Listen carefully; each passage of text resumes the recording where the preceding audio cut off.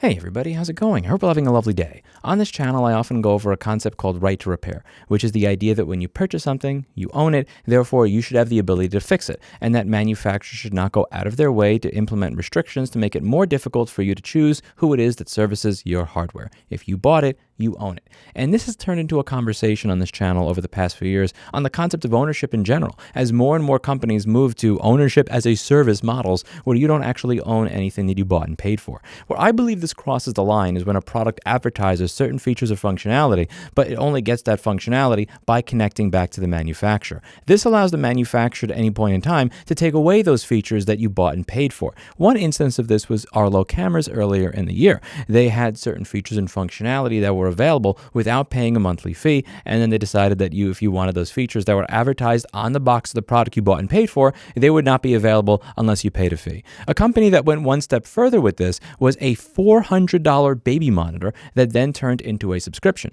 If you wanted the features and functionality that were available, that were advertised when you purchased the product, if you want those features now, you need to pay us a subscription fee every month to get access to them, even though you already paid $400 for the product. But wait, it gets better. In the world of security cameras, this is now a thing where you're not able to go into the security camera and change the server that it connects to. And this is the problem that I have with a lot of modern technology, is that for the most part, so much of it is going backwards.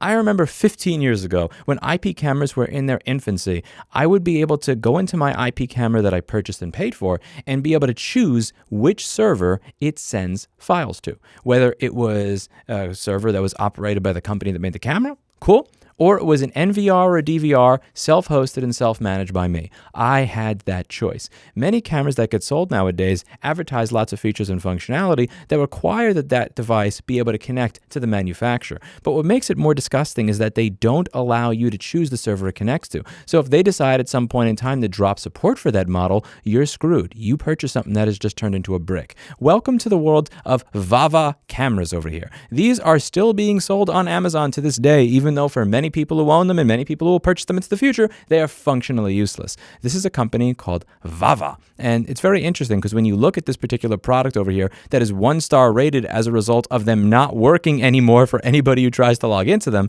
one of the things you'll notice about this particular model of VAVA camera is that when you go to the VAVA website, if you go through all of their cameras, you can't find this camera anymore. They make no mention of this camera. This camera has been erased from history like Nikolai Yezhov and that lovely picture many of you are probably familiar with where he's standing next to Stalin. They just pretend it doesn't exist. And the reason I believe they're pretending this camera doesn't exist is because they bricked it. It doesn't work. You can take a look over here on many forums. People have been reporting that this does not actually work. This person over here says, and I quote from justuseapp.com, I called today and they told me they have no plans to support the application and that the only way we can see what was going on is to pull the SD card and put it into a computer and to see the recorded videos. I told the guy, so if somebody comes and breaks into my house or kills somebody, I will only find out about it after I come home 8 hours later. Also, how can anybody know if the camera battery is still charged or needs to be charged?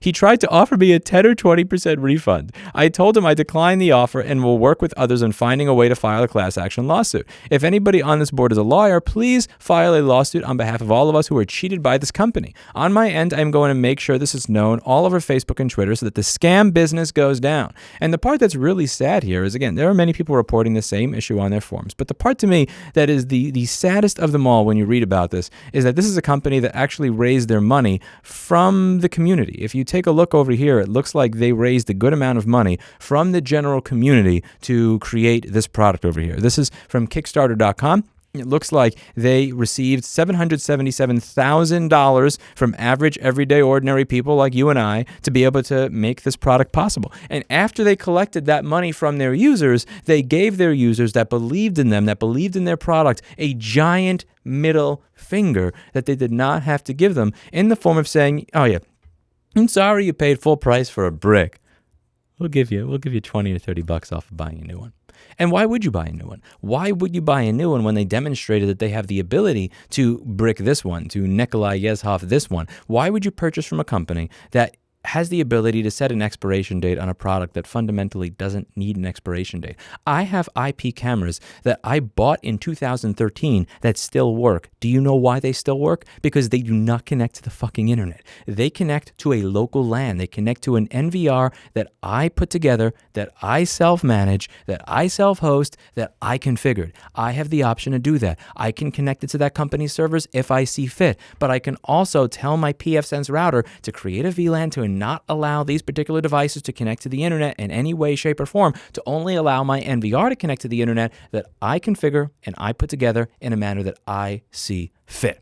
I understand where people are coming from. They want convenience. People in the modern era do not want to configure an NVR. They do not want to configure their cameras. What they want to do is they want to scan a QR code on their camera, get a little application to show up in their phone, and magically have everything be configured for them. And I understand why that is the case. People value simplicity. The problem going into the modern era is that the more that you value that simplicity and that convenience, the more it will be used against you by scamming, scummy, underhanded, garbage companies like this to pretend that that product that you bought and paid for just never existed. If you have a problem with it, buy a new one. And if you buy a new one, you know what? Maybe we'll stop that one from working in a year or two, so you have to buy a new one as well. There's no incentive structure for them to make their old products work as long as they are continuously coming up with new ones.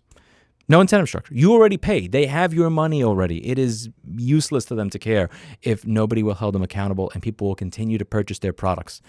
I would suggest that you don't purchase their products. I would suggest that if you do value convenience over freedom, at the very least you find a company that shows a little bit more respect for you than a company like this. But above all, what I would like to awaken in consumers is the realization that when you see something that says cloud on the box, internet connectivity enabled, that is not a feature in 2023. That is an anti-feature. In 2001, 99% of the time when you bought a product like that, you chose the server it connected to. You could configure it yourself. You set it up yourself.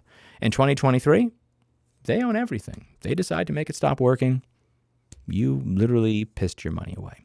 To the people that spent money on VAVA devices, I am truly sorry. And I hope that you are able to seek a class action lawsuit. I hope somebody picks one up. Either that, or I hope the company chooses to reverse its decision so that the product that you bought and paid for continues to work. And to all of those who say, well, you can't expect them to have that server up for free forever because all that stuff costs money, give the user the option to host their own.